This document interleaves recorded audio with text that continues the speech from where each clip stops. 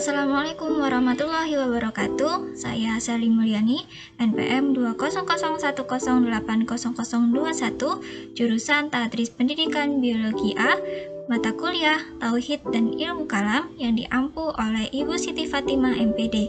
Pada video kali ini merupakan video soal dan jawaban ujian akhir semester. Soal yang pertama yaitu mengenai definisi, objek, pembahasan, dan sumber ajaran Tauhid. Secara bahasa, serta dilihat dari segi bahasa Arab, Tauhid berarti bentuk masdar atau sifat keadaan, dan sebagai bentuk masdar, kata Tauhid berarti penyatuan atau pengesaan. Sedangkan dari segi istilah Islam, perkataan Tauhid berarti esa atau satu, yang dimana merupakan asma Allah yang menunjukkan sifat kemahaesaan dan kemahatunggalannya. Dan dalam literatur Islam, ilmu Tauhid juga sering disebut dengan ilmu ma'rifat, ilmu aqaid, ilmu ushuluddin, ilmu fiqh al-akbar. Dan untuk pengertian yang pertama, yaitu ilmu ma'rifat, yang tujuan utama dari pembahasan ini untuk mengenal Allah. Dengan mempelajarinya, manusia akan mengenal ma'rifat dirinya, asal kejadiannya, tujuan penciptaannya, serta mengetahui apa yang harus dilakukan dan mengetahui akhir perjalanan hidupnya. Dan untuk ilmu aqaid atau disebut dengan ilmu akidah, tujuan utama dari pembahasan ilmu ini yaitu setelah memahaminya dapat meningkatkan seluruh pikiran, perasaan, serta aktivitas hidup yang hanya kepada Allah semata. Yang berikutnya yaitu ilmu ushuluddin. Ilmu ini membicarakan pokok-pokok agama, yaitu berupa ajaran dasar suatu agama Islam. Jadi ilmu ini dapat diartikan sebagai ajaran dasar agama atau pokok agama. Dan yang terakhir yaitu ilmu fiqh al-akbar, sebagai perbandingan atau pertimbangan terhadap ilmu-ilmu hukum Islam yang merupakan furu'. Maka dapat disimpulkan bahwa ilmu ini merupakan ilmu yang membicarakan dasarnya atau masalah ketuhanan. Untuk objek pembahasan ilmu tauhid sendiri, yaitu mengenai kajian ilmu tauhid yang merupakan keyakinan serta eksistensi Allah yang Maha Kuasa. Keyakinan kepada Allah Subhanahu wa Ta'ala membawa konsekuensi yang dimana seseorang tersebut untuk percaya juga dengan adanya malaikat, kitab-kitab, nabi-nabi serta rasul-rasulnya, takdir Allah dan kehidupan sesudah mati. Adapun ruang lingkup pembahasan ilmu tauhid dikelompokkan menjadi 3. Yang pertama, yaitu hal-hal yang berhubungan dengan zat yang pertama dan menjadi sebab pertama terhadap adanya alam semesta, yaitu Allah Subhanahu wa Ta'ala beserta qada dan qadarnya. Pembahasan tentang Allah Subhanahu wa Ta'ala ini dalam teologi Islam biasa disebut dengan istilah al-mabda atau zat pertama atau sebab pertama. Dan untuk ruang lingkup yang kedua, yaitu hal-hal yang berhubungan dengan utusan Allah Subhanahu wa Ta'ala atau perantara yang dipakai oleh Allah Subhanahu wa Ta'ala dalam berhubungan dengan manusia yang biasa disebut dengan istilah al-wasithah. Yang termasuk dalam kelompok pembahasan ini yaitu ada malaikat, nabi dan rasul Allah, dan kitab-kitab suci yang diturunkan Allah Subhanahu wa Ta'ala kepada manusia sebagai petunjuk dan tuntunan dalam mengarungi kehidupan di dunia. Ruang lingkup yang terakhir yaitu hal-hal yang berhubungan dengan janji-janji Allah Subhanahu wa Ta'ala tentang hari yang akan datang atau alam kehidupan yang akan dilalui manusia sesudah mati. Bagian ini disebut dengan istilah al-ma'ad yang meliputi barzah, kiamat, hisab, mizan, sirot, surga dan neraka. Semua alam ini belum pernah dialami oleh manusia, namun semua orang beriman wajib mempercayainya. Karena sebab itulah pembahasan ini disebut dengan istilah asyamiyat, yaitu suatu ajaran yang wajib dipercayai walaupun keberadaannya masih sebatas didengar dan belum dialami atau disaksikan. Adapun sumber ajaran tauhid yang pertama yaitu Al-Quran. Firman Allah dalam Quran Surat Az-Zariyat ayat 56 yang artinya, tidaklah aku ciptakan jin dan manusia melainkan supaya mereka beribadah kepadaku. Ayat ini, yaitu pada ayat 56 Quran Surat Az-Zariyat, menjelaskan bahwa hikmah penciptaan jin dan manusia hanyalah untuk beribadah kepada Allah Subhanahu wa Ta'ala. Yang berikutnya ada Quran Surat An-Nahl ayat 36 yang artinya, sungguh kami telah mengutus kepada setiap umat seorang Rasul yang mengajak sembahlah Allah dan jauhilah takut. Ayat di atas menjelaskan bahwa hikmah diutusnya seorang Rasul yakni untuk mendakwahkan tauhid serta membawa misi dakwah untuk mengajak bertauhid dan menjauhi sifat syirik yang disertai dengan pengingkaran terhadap takut dan sesembahan selain Allah Subhanahu wa Ta'ala. Kemudian ada Quran Surat Al-Isra ayat 23 yang artinya Rabbmu memerintahkan kepadamu agar kamu tidak beribadah kecuali hanya kepadanya dan berbaktilah kepada kedua orang tua. Ayat 23 pada Quran Surat Al-Isra ini menjelaskan bahwa Allah Subhanahu wa Ta'ala memerintahkan kepada umatnya tentang hak Allah adalah yang paling penting yang harus ditunaikan, yang dilanjutkan dengan sikap pengagungan terhadap hak-hak kedua orang tua untuk selalu berbakti kepadanya. Yang kedua ada hadis. Nabi Muhammad SAW bersabda, sesungguhnya Allah tidak mewajibkan sesuatu yang lebih utama dari tauhid dan sholat. Kalau ada sesuatu yang lebih utama darinya, maka pasti Allah akan mewajibkannya kepada para malaikatnya. Di antara mereka ada yang ruku dan ada yang sujud. Dan Nabi Muhammad SAW juga bersabda dalam hadis riwayat Bukhari Muslim yang berbunyi, aku diperintahkan untuk memerangi manusia hingga mereka mengatakan bahwa tidak ada Tuhan kecuali Allah. Tatkala mereka mengatakannya, maka mereka telah menjaga darah mereka dan harta mereka dariku, dan hisab mereka tanggung jawab Allah. Selanjutnya ada pendapat ulama. Penjelasan-penjelasan para ulama mengenai hakikat beribadah dengan tauhid yang pada intinya semua menyerukan bahwa beribadah haruslah dengan sikap tauhid yang benar, yakni mengesahkan hanya kepadanya dan mengetahui bahwa para rasul diutus untuk membawa misi dakwah untuk mengajak umat Islam manusia mentauhidkan hanya kepada Allah Subhanahu wa Ta'ala.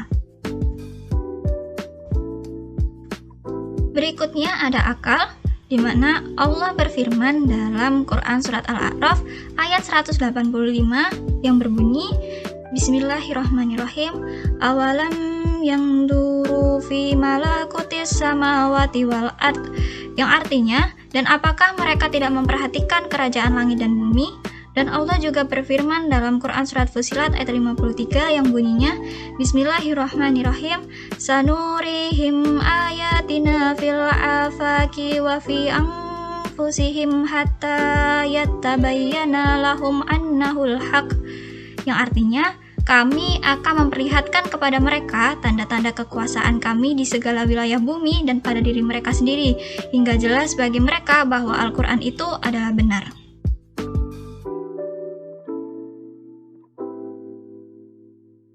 Yang berikutnya yaitu mengenai definisi dan sumber-sumber ilmu kalam.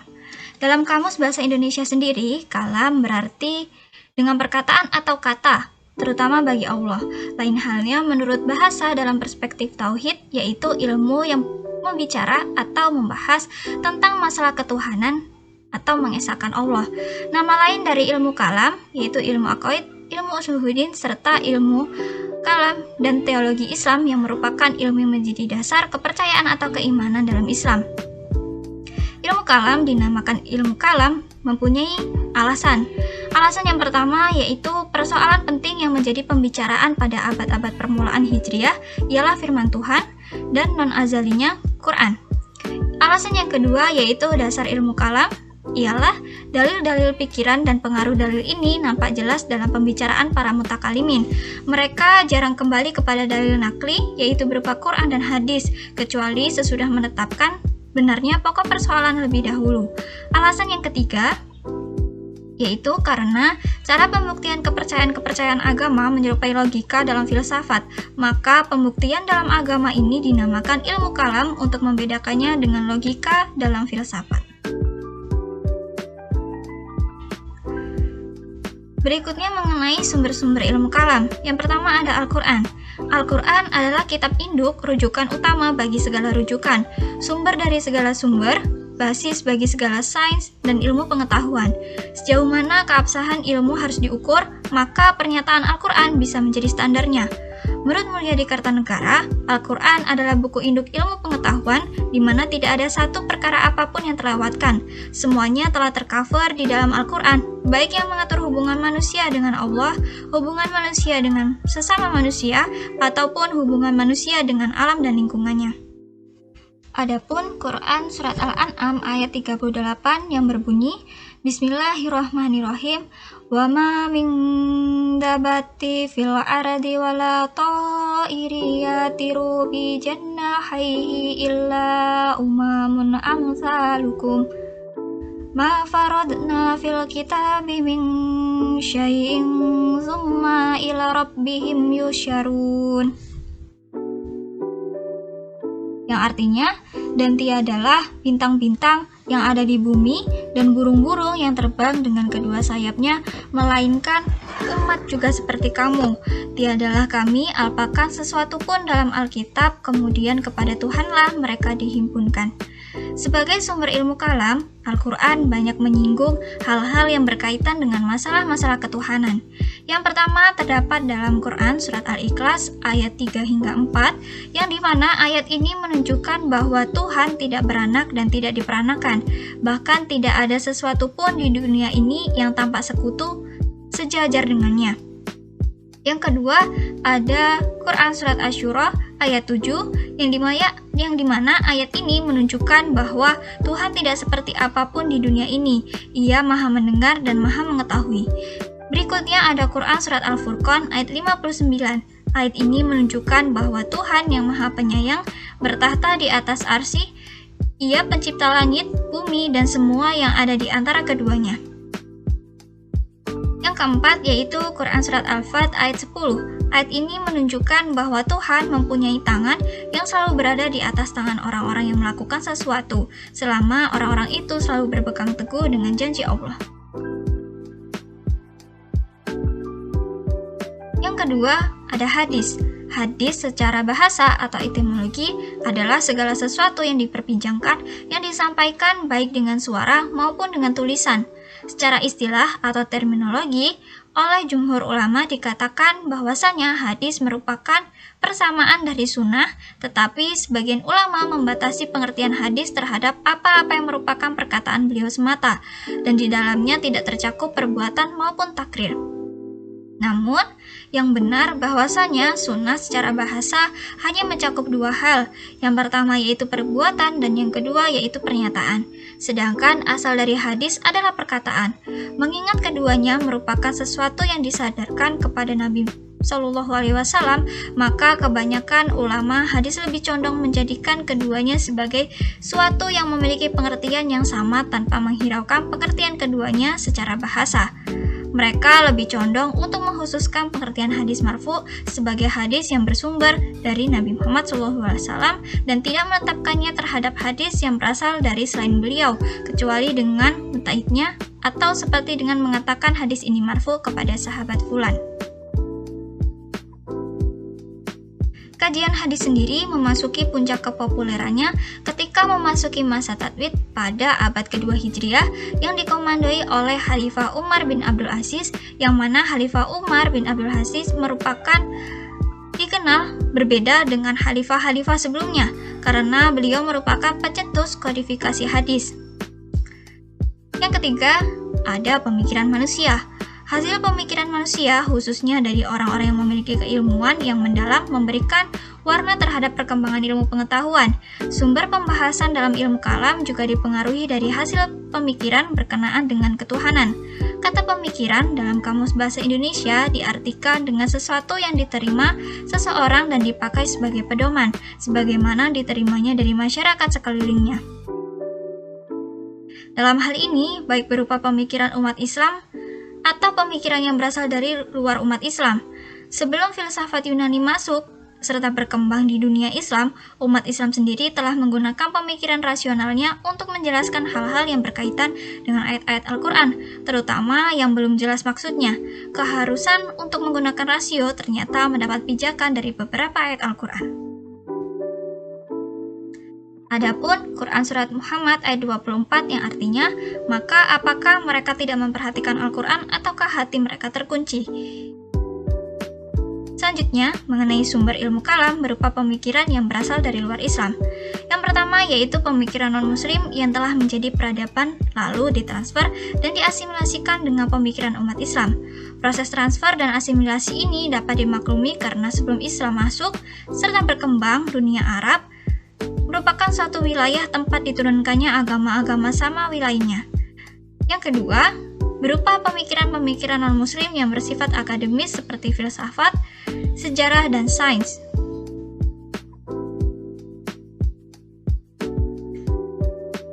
Untuk soal yang berikutnya yaitu mengenai konsep kekhalifahan, yaitu mengenai aplikasinya dalam aspek-aspek kehidupan.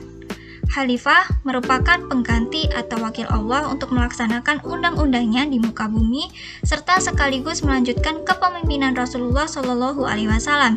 Jika dalam arti khusus, maka khalifah dapat diartikan sebagai kepala negara setelah Rasulullah atau pengganti Rasulullah sebagai kepala negara, namun tidak menggantikan kedudukannya sebagai nabi.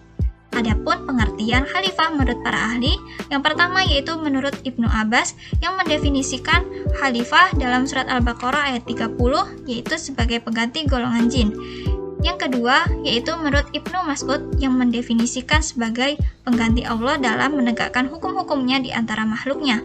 Yang ketiga yaitu menurut At-Tabari dengan menggunakan riwayat dari Ibnu Abbas dan Ibnu Mas'ud yang mengatakan ini maksud dengan khalifah adalah Adam dan keturunannya yang taat pada perintah dan aturan Allah.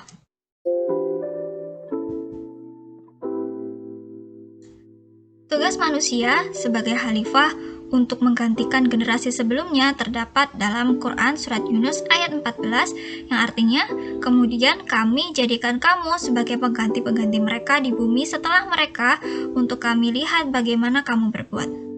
Untuk konsep kekhalifahannya sendiri, yaitu manusia dituntut untuk mengubah serta mereaksi tradisi serta kebiasaan generasi yang sebelumnya menjadi lebih bijaksana yang berpacu pada ajaran-ajaran Allah. Dalam tugas kepemimpinan, terkandung tugas mengurus serta mengelola potensi bumi dan seisinya untuk dijadikan sarana takwa kepada Allah Subhanahu wa Ta'ala. Konsep kepemimpinan yang diambil dari kata khalifah tidak hanya dapat diartikan bahwa seluruh manusia harus menjadi pemimpin politik, karena pada dasarnya semua manusia merupakan pemimpin. Oleh sebab itulah, Nabi bersabda yang artinya, setiap kalian adalah pemimpin yang akan diminta pertanggungjawabannya atas yang dipimpin itu. Manusia sendiri diangkat sebagai khalifah tidak hanya dilihat dari ibadahnya saja, namun karena pengetahuannya yang tinggi. Ketika menjalankan tugas sebagai khalifah, manusia tidak dituntut mementingkan aspek ritual, namun dituntut juga memanfaatkan potensi intelektual untuk menghadapi dunia. Adapun syarat-syarat untuk menjadi khalifah, yang pertama yaitu Islam, balik atau dewasa, laki-laki, adil, berani, serta kuat.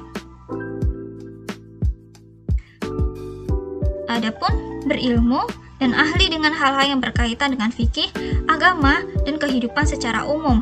Berpandangan baik, dapat mengatur dengan baik serta bijaksana dalam setiap hal, dan manusia juga diciptakan sebagai khalifah yang berkewajiban memelihara, melestarikan, dan memakmurkan bumi, yang dimana hal ini dapat diartikan manusia wajib mengelola serta merekayasa bumi demi kemaslahatan manusia serta makhluk-makhluk lainnya, yang dengan fungsi-fungsi serta tugas tadi, Allah Subhanahu wa Ta'ala memberikan sebagian dari sifatnya yaitu hayat, ilmu, kodrat, iradat, sama, basar, dan kalam. Adapun bentuk aplikasi tauhid dalam kehidupan sebagai khalifah di muka bumi yaitu berilmu, gigih, kreatif, produktif, dan inovatif.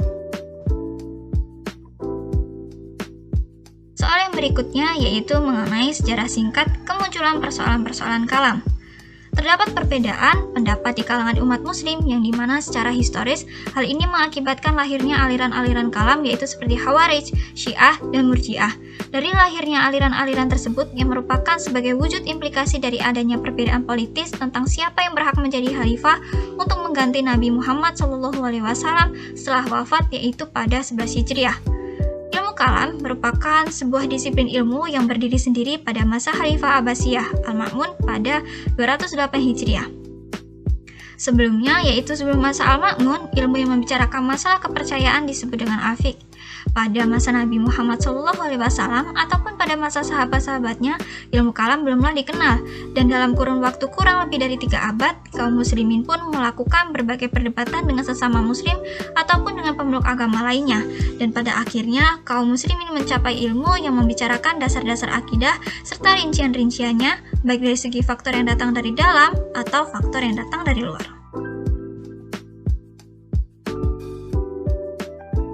Berikut merupakan sejarah berdirinya ilmu kalam jika dilihat dari segi faktor penyebab dari dalam serta kaum muslimin itu sendiri.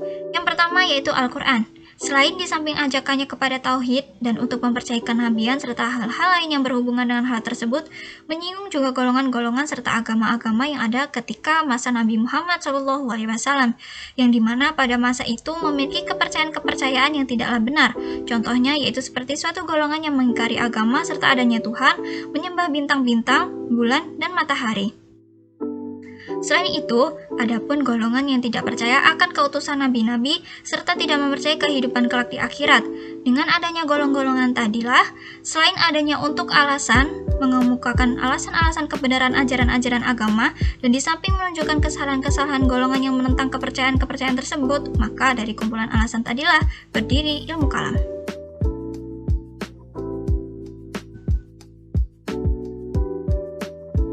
Yang kedua, yaitu setelah kaum muslimin selesai membuka negeri-negeri baru untuk masuknya Islam, di sanalah pikirannya mulai tenang dan tentram, karena di samping itu melimpah ruahnya rizki, dan dari sini pula mulai mengemukakan persoalan agama serta berusaha untuk mempertemukan nas-nas agama yang nampaknya saling bertentangan. Yang ketiga, adanya persoalan politik. Contohnya pada khilafah atau pimpinan pemerintahan, di mana ketika Rasulullah meninggal, yang beliau tidak mengangkat seorang pengganti dan tidak juga menentukan cara pemilihan penggantinya. Karena hal itulah antara sahabat Muhajirin dan Ansor terdapat perselisihan yang masing-masing menghendaki supaya pengganti Rasul dari pihaknya. Dan ini merupakan awal atau cikal bakal lahirnya dari pemikiran politis teologis di kalangan umat Islam. Yang selanjutnya yaitu mengenai faktor-faktor lain yang datang dari luar Islam dan kaum muslimin. Yang pertama yaitu banyak pemeluk-pemeluk Islam yang dahulunya beragama Yahudi, Nasrani, serta lain-lain yang memasukkan ajarannya ke dalam ajaran Islam. Yang kedua yaitu golongan Islam yang dulu, yaitu terutama golongan Mu'tazilah, memutuskan perhatiannya untuk penyiaran Islam dan membantah alasan-alasan mereka yang memusuhi Islam, yang merupakan salah satu senjata yang digunakan dalam perang pendapat yaitu filsafat, dengan masuknya semakin pula pembicaraan ilmu kalam. Yang ketiga, sebagai keberlanjutan dari akan sebab tersebut, para mutakalimin akan mengimbangi lawan-lawannya yang menggunakan filsafat, sehingga mereka terpaksa mempelajari dari filsafat, terutama dari segi ketuhanan. Sebenarnya, untuk persoalan teologi sendiri bermula serta didominasi oleh pergolakan politik, peralihan kekuasaan dari Nabi Muhammad SAW kepada Abu Bakar yang melewati perdebatan Sakifah Bani Sa'diyah yang merupakan salah satu bukti warna politik. Pada tahun 656 Masehi, persoalan politik teologi yang menyelubungi pembunuhan Utsman bin Affan di Madinah. Dari peristiwa ini dapat disimpulkan bahwa ini merupakan titik awal yang tepat untuk mengkaji pergulatan ajaran serta praktek-praktek keagamaan. Peristiwa terbunuhnya Khalifah Utsman bermula dari lahirnya gerakan kelompok-kelompok yang tidak puas terhadap kebijakan politik yang diambilnya.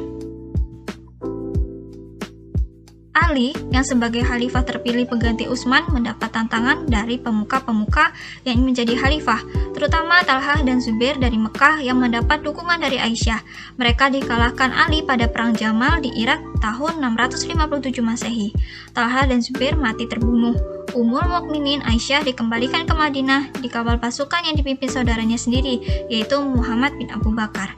Selanjutnya, Ali mendapat tantangan dari Muawiyah bin Abi Sufyan yang merupakan gubernur Damaskus yang tidak mau mengakui Ali sebagai khalifah. Beliau menuntut agar Ali menghukum para pembunuh Utsman. Pertempuran antara pasukan Ali dan Muawiyah tidak bisa dihindarkan sehingga terjadi perang Siffin pada bulan Safar 37 Hijriah atau 658 Masehi. Perang Siffin diselesaikan dengan Tahkim atau perdamaian. Ketika pasukan Muawiyah terdesak mundur, pihak Ali yang mau memenangkan perang mengalami kerugian, yakni diturunkan dari jabatan khalifah digantikan oleh Muawiyah. Walaupun Ali tetap mempertahankan jabatan khalifah hingga wafatnya, yaitu pada tahun 661 Masehi. Sebagian tentara Ali yang tidak menyetujui penyelesaian perang dengan jalan tahkim meninggalkan barisannya sehingga terkenal dengan nama Al-Khawarij atau orang yang keluar dan memisahkan diri. Mereka menginginkan bahwa putusan hanya datang dari Allah dengan kembali kepada hukum-hukum yang ada dalam Al-Quran. Mereka bersemboyan la hukma illa lillah, tidak ada hukum selain dari hukum Allah, atau la hakama illa Allah, tidak ada pengantara selain dari Allah. Khawarij sendiri memandang Ali, Muawiyah, Ammar bin Al-As, Abu Musa al-Asy'ari, dan orang-orang yang menerima arbitrase adalah kafir. Mereka merujuk kepada surat Al-Maidah ayat 44 bahwa siapa yang tidak menentukan hukum dengan apa yang telah diturunkan Allah adalah kafir. Oleh karena itu, keempat pemuka Islam itu telah dipandang kafir atau telah keluar dari Islam, sehingga mesti dibunuh.